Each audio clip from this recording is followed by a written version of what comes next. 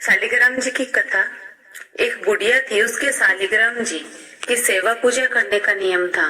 कार्तिक मास में पुष्कर स्नान के लिए विचार करके अपनी पड़ोसन से बोली, अगर तुम मेरे शालिग्राम जी की सेवा पूजा कर दो तो मैं पुष्कर स्नान कराऊं।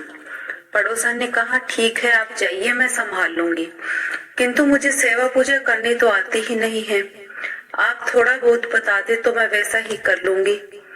तब बुढ़िया ने बताया कि सुबह इन्हें उठाना, गंगा जल व कच्चे दूध से स्नान कराना, इसके बाद बगीचे से पुष्प व तुलसी तोड़कर शालिग्राम की पूजा करना, चंदन का तिलक करके पुष्प तुलसी देकर अगरबत्ती या दीपक जला देना, दोपहर को भी शालिग्राम को जिमाकर अगरबत्ती करना और शाम को दिया जलाना।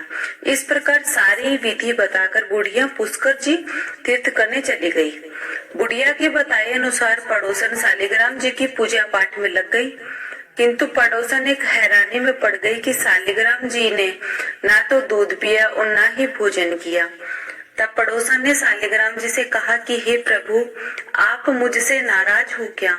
भोजन कर लो, नहीं तो बुढ़िया आएगी तब कहेगी कि मेरे शालिग्राम जी को दुबला कर दिया, क्या पता भोजन दिया या नहीं, और अभी तो बुढ़िया के आने में पूरा महीना शेष है, ऐसे तो आप भूख से और प्यास से मर जाओगे। पड़ोसन भी हट करके वहीं बैठ गई कि जब तक आप भोजन नहीं करेंगे मैं भी भूखी प्यासी ही रहूंगी। ऐसे में 2-3 दिन गुजर गए। पड़ोसन की तबीयत भी बिगड़ने लगी। तब शालिग्राम जी को दया आ गई कि यह भोली है, पूजा पाठ जानती नहीं, मेरे को दर्शन देने ही पड़ेंगे।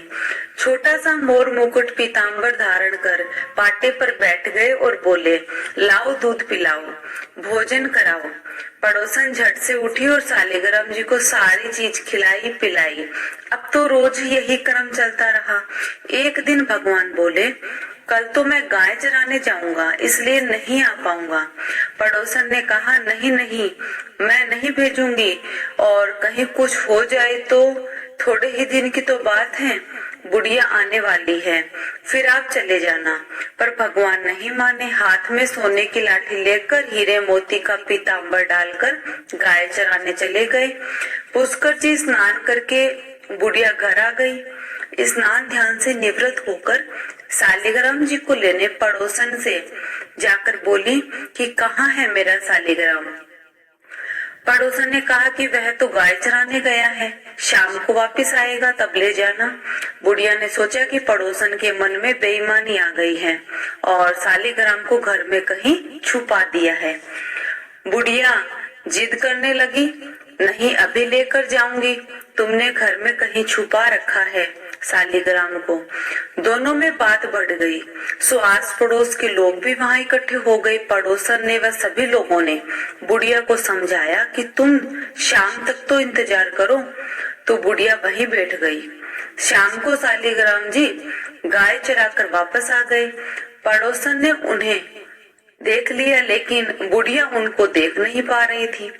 पड़ोसन ने शालिग्राम जी से प्रार्थना की कि हे भगवान, इस बुढ़िया को भी दर्शन देकर बता दो कि मेरे मन में कोई खोट या कपट नहीं है।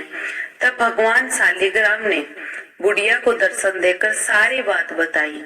तब जाकर बुढ़िया ने पड़ोसन को धन्यवाद दिया कि मैं भी तुम्हारी पूजा से धन्य हो गई, जिससे मुझे भी भगवान के दर्शन हुए।